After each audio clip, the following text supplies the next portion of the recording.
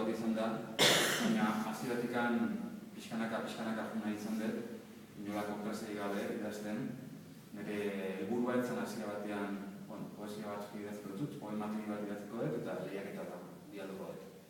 Hori izan nire asmoan nik nahi nuen, hasi naiz poesia bat idazten, kontzeptu bat bilatu dut, poesia liburu bat itea. Eta liburu hori nahi dut argitaratu.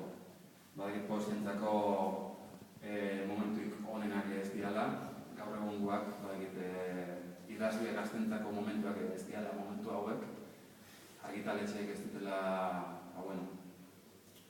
egiten dute apostu, baina... Batzuek. Eta kasu hortan ni oso pozik nago, bai maiatzek eta bai luzine, nigatik nintzen apostu honegatik.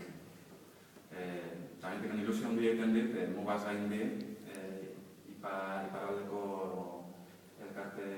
kultura elkarte batek, elkarte literario batek, niganako begirada jartzagatik eta ilusio handiz, liburu aukaleratzeko aukera emategatik. Bain, galdetzen zen idana, urte bete pasada, non ikusten ez liburua nik.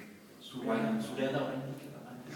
Bain, nirea da, baina ikusi betena, bain, liburua batera horretik begiratu, sustenketa txikia.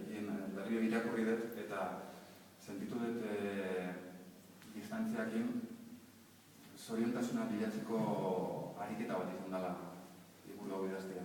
Bere burua bilatzeko ariketa bat.